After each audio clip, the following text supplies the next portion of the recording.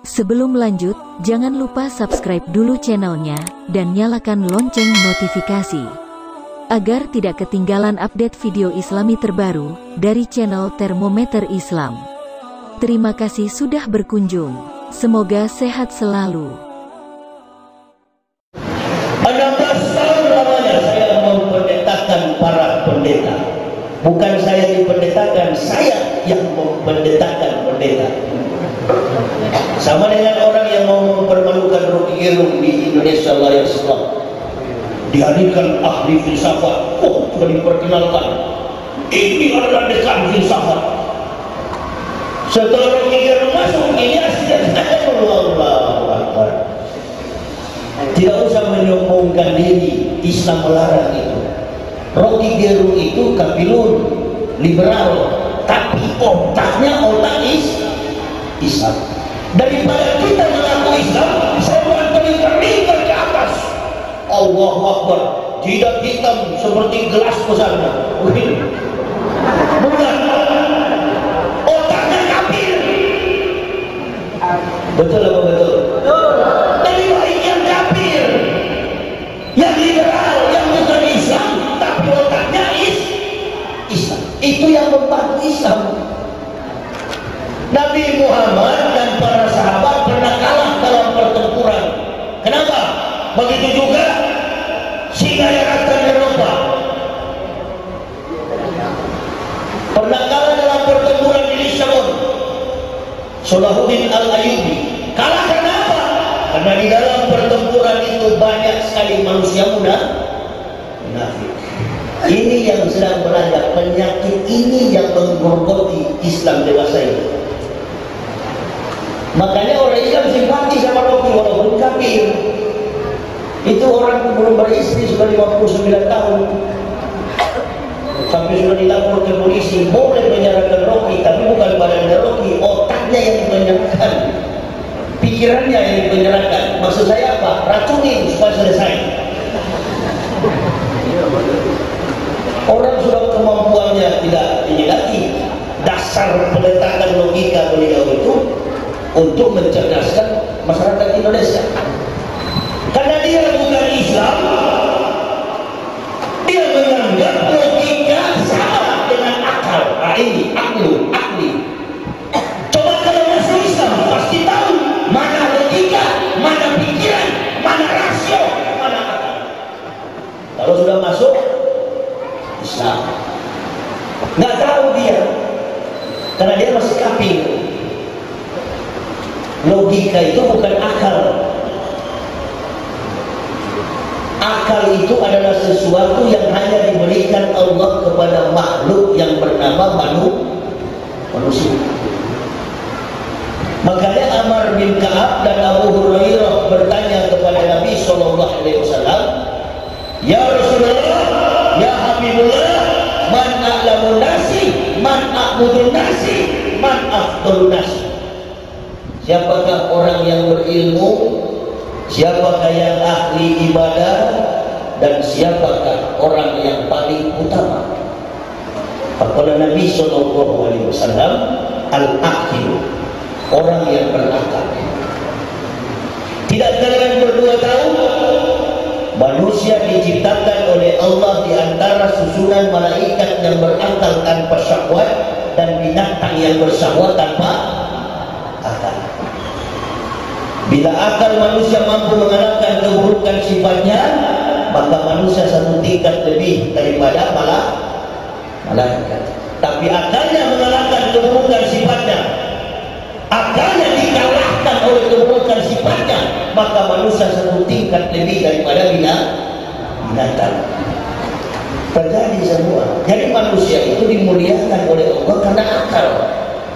Ketika akal tidak dimaksimalkan, bukan logika. Monyet, kambing, hewan, sapi punya logika, punya pikiran, punya rasio, tapi nggak punya akal. Di siang-siang bolong orang ramai dia kawin karena tidak punya akal. Tapi manusia punya akal. Itu. Dan bila akal itu hilang, maka manusia satu tingkat lebih daripada binatang. Sekarang sudah terjadi, manusia sudah lebih binatang daripada binatang. Laki-laki kawin dengan laki-laki, perempuan kawin dengan perempuan. Lalu Menteri Agama ngomong, oh nggak apa-apa disahkan undang-undangnya. Innalillahi. Munafik apa munafik? Munafik. Munafik. Jangan ada kompromi yang begitu. Kenapa saya dari kafir begini betul, begini setia membela Islam? Tadi kan dikatakan oleh Pak Jasrin tadi, ya ayyuhalladzina amanu in tansurullah yansurkum wa yusabbit aqdamakum. Wahai orang-orang beriman, barang siapa menolong agama Allah, maka Allah menolongmu dan meneguhkan kedudukanmu. Tapi yang ada di Indonesia bukan menolong, memperalat. Semua partai ngaku Islam, biar cebong ngaku Islam, biar PKI ngaku Islam. Padahal PKI nama-nama Islam, Abdullah, Hamid, Sulaiman, Ibrahim, Muhammad, ngaku Islam, padahal ideologinya PKI. Ajar dilarang, ustaz dilarang, gereja dijaga. Munafik. Memang sengaja dibuat. Siapa yang buat begini? Siapa yang bikin begini? Walan tardur ankal Yahud walan nasro hatta tertabiya binatang. Orang kafir itu dari zaman perang, sebelum datangnya Nabi Muhammad sampai beliau datang, kafir itu tidak pernah menang melawan para nabi, sampai kepada para sahabat, sampai kepada para nabi. Rasulullah dan sahabat tidak pernah kalah. Orang Islam pun tidak pernah kalah melawan orang-orang kafir, baik dalam perang fisik maupun dalam pertarungan argumen sains. Kalah orang kafir. Lalu kafir berpikir, bagaimana supaya Islam ini rata, Islam ini hilang, Islam tinggal nama. Pakai orang-orang Islam untuk menghancurkan Islam. Jadi Bapak jangan heran kalau lihat politik sekarang ini. Padahal kita sama-sama Islam ya. Iya. Kok bisa berkelahi? Nah itu yang bermain bukan orang-orang lain, orang-orang kafir Yahudi. Di mana Ustaz? Bukan di Indonesia. Bukan kafir yang ada di pulau apa ini? Panipahan. Dia mau tahu apa itu? Kafir yang punya modal, kafir yang punya kekuasaan. Yang ada di Eropa saja, di Amerika, Australia, yang ada di China, mereka yang punya modal. Makanya kita di Indonesia ini ada dua tugas kita sebagai pendakwah: ikat umat ini dalam ukhuwah Islamiyah, panggil orang-orang kafir untuk memeluk agama Islam. Semakin banyak orang masuk Islam, semakin kuat Islam di masa mendatang. Tapi yang terjadi kan bukan orang Batak, Marga Nasution, ada yang Kristen, ada yang Islam.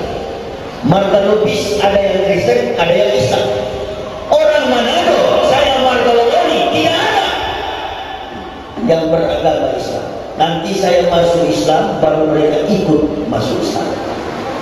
Di tahun 2018, persentase umat Islam di Manado 51%. Ibu bapak di Riau dan di Sumatera ini bukan mengislamkan orang kafir, mengkafir-kafirkan sesama bos. Jenggot kurang panjang tidak, kaki celana kurang naik masuk neraka. Habis bahan berdakwah. Yang dikafir-kafirkan adalah saudara Muslim. Di sini di Panipahan juga banyak. Tadi saya boleh undang nginap di apa itu? Wisma apa tadi? Saya datang di sini bukan datang mau istirahat. Jangan perbiasakan ke ustaz-ustaz itu dimanja-manjain. Makanya bapak-bapak ibu-ibu gampang ditipu-tipu, gampang dibohongi. Ustaz jangan berpikir ini kan akibat apa, akibatnya apa? Biar semua ulama. Dia bisa bohongi umat. Karena dia pikirkan saya dihormati, saya kan ustaz, saya kan kiai. Kalau nggak ada cerita yang kita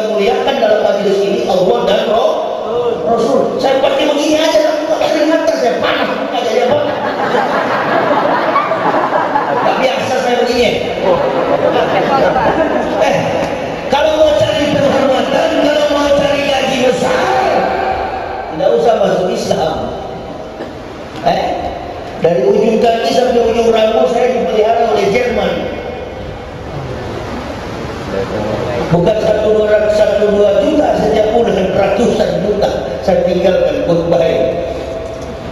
Kemana-mana pakai sopir, semua fasilitas dari ujung kaki sampai ujung rambut. Namanya pendeta itu dipelihara dengan baik, apalagi rektor. Saya keluar, saya mau belajar bagaimana penderitaan Nabi Muhammad dalam berdakwah. Saya keliling di Indonesia cuma bertiga, saya istri dan anak masih kecil yang tadi laki-laki. Dari kandungan sampai tumbuh, nanti berhentinya sudah umur 5 tahun, masuk sekolah. Tadi di masjid habis maghrib, ada yang minta didoakan, Ustaz, mudah-mudahan anak Ustaz jadi pendakwah. Saya bilang jangan doakan jadi pendakwah, doakanlah dia menjadi anggota DPR. Amin ya robbal. Jangan semua jadi ustaz. Ini akibat apa? Ambisi mau jadi ustaz semuanya. Gak bisa. Di zaman Rasulullah banyak pemuda-pemuda yang gagah, yang kaya raya. Allah angkat anak yatim, anak piatu Ahmad bin Abdullah. Kama arsalna fikum rasulan minkum yatlu alaikum ayatina.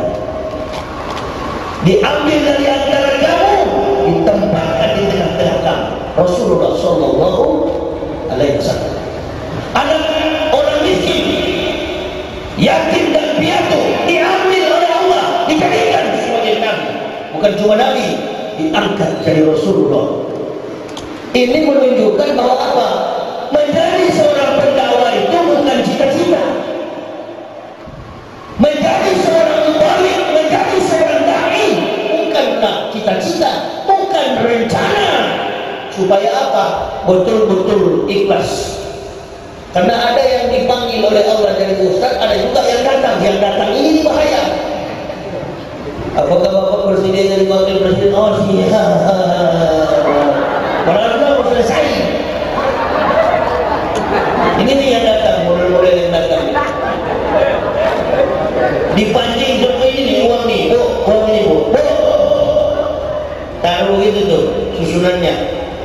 Mau nggak jadi menteri? Oh mau. Mau nggak jadi cebong? Mau. Tambah lagi, dilapis lagi. Oh. Nah, mau nggak jadi cawapres? Oh iya, saya mau. Coba kasih begini sama saya, mau nggak jadi cebong? Ambil goreng dan saya bakar semua. Beberapa bulan kemarin itu saya ditawarkan berapa M? Enggak. Saya pakai istilah Melayu, lebih baik mati berkalang tanah daripada hidup bercermin bakar. Saya kesana kemarin cuma dengan istri, anak, nggak ada pengawal. Saya paling jengkel kalau kawal itu. Saya bawa mobil, orang tanya Ustaz nggak pernah pakai sopir, 12 tahun. Bukan baru kemarin saya berdakwah, 12 tahun berkeliling Indonesia bawa mobil. Jadi saya mobil dari Jakarta ini keliling Indonesia berdakwah. Tujuannya cuma dua, mengokohkan ukhuwah Islamiyah. Hei, marilah Muhammadiyah, mari NU, marilah Al-Wasliyah, marilah Naqsabandiyah, kita bergabung, kita sama-sama satu masjid. Tidak ada yang benar, tidak ada yang betul, hanya Allah dan Rasulullah yang benar, yang betul. Kita ini hanya mengikuti jejak Nabi sallallahu alaihi wasallam. Jadi kalau ada ustaz, ulama, kiai yang mengatakan cuma NU yang betul, ini betul-betul setan punya suara ini. Coba cari dalam Al-Quran kalau ada. Apabila nanti orang NU meninggal, surganya agak ke kanan, orang Muhammadiyah agak ke kiri, orang Al-Wasliyah di tengah-tengah, Wahabi agak ke kanan. Gak ada keterangan begitu. Yang masuk surga adalah orang-orang Islam. Dalam Quran surah Al-Araf, begitu orang Islam masuk surga, malaikat langsung ucapkan berlaksa-laksa malaikat tahu, salamun alaikum bima sabartum. keselamatan bagimu wahai orang-orang yang sabar. Orang-orang apa itu? Orang-orang Islam. Yang penting ibu bapak pegang tuh KTP. Jangan sampai hilang tuh. Malaikat ribut langsung tanya mana KTP-nya. Orang apa itu? Orang apa? Apa sucinya? Apa kucing? Ikut suka itu. Oh itu. Jadi ada malaikat orang Padang di sana. Iya. Ditanya kepada orang Padang, ditanya kepada orang Jawa, sopo jenengan kau? Oi, Sultan Ono. Ikut Sultan ini. Jawa ini. Ditanya kepada orang mana enggak kemana? Aduh, jalan-jalan dari surga kau. Masuk surga. Masuk surga semua. Ditanya kepada orang Batak, bergabung dengan balak si Madura. Masuk surga. Orang Kalimantan, orang Sulawesi, orang Sumatera, mayoritas Muslim. Apalagi ditanya sama orang Aceh, berkata Muslim. Sama orang Aceh juga Islam, masuk surga. Selagi antum tidak murtad, maka kami tempatkan mereka, kami hapuskan kesalahan mereka, lalu menempatkan mereka di surga yang penuh kenikmatan. Siapa mereka itu? Ahlul kitab, pendeta yang masuk Islam. Beda, Islam kita beda bu, bapak. Ibu bapak jadi Islam nggak ngeluarin modal.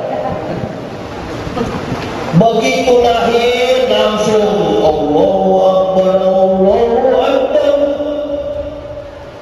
Allahu Akbar, Allahu Akbar. Langsung diajarin, langsung jadi orang Islam, gak ada modal, gak dicaci maki, gak dianiaya lah. Tetapi kami yang dari dapur dengan segala macam pengorbanan, dicaci maki, bahkan ada yang mati dibunuh hanya karena meninggalkan kafir dan kemudian mencari hidayah dalam Islam. Jadi salah kalau ibu bapak menganggap kami yang dari kafir ini lemah. Kami lebih kuat Islam dibanding ibu bapak. Salah itu kalau menganggap. Makanya saya tidak suka dipanggil mualaf. Kami bukan mualaf. Saya sudah lihat mental-mental. Jangankan jamaah. Jamaah nggak boleh salah. Jamaah ini kita bawa ke kanan, dia ke kanan. Kita bawa ke kiri, dia ke kiri. Jamaah ini penduduk yang bahlul, yang bajingan, yang jahilun adalah pejabat dan ulama-ulama kita kebanyakan. Yang bikin kacau sehingga kacau kita ini siapa? Orang Islam terpecah belah. Kafir yang bermain di satu sisi, kita umat Islam sebagai ulama tidak berpendirian. Jawabannya sederhana. Kenapa umat Islam pecah? Kenapa kita saling curiga? Karena Pak Ma'ruf Amin turun sebagai cawapres. Ente mau jawab apa? Makanya saya bilang Pak Ma'ruf, ibu, bapak, saudaraku, saya bilang beliau karena beliau ini pernah jadi kiai, pernah. Pak Ma'ruf Amin dulu, ini ada bukti saya. Dulu Pak Ma'ruf Amin masih kiai, saling tuduh-menuduh, haram. Jemaah saya di Jakarta bertanya sama saya, Ustaz, setiap kali Natal saya disuruh bicara karena bos saya orang Jerman.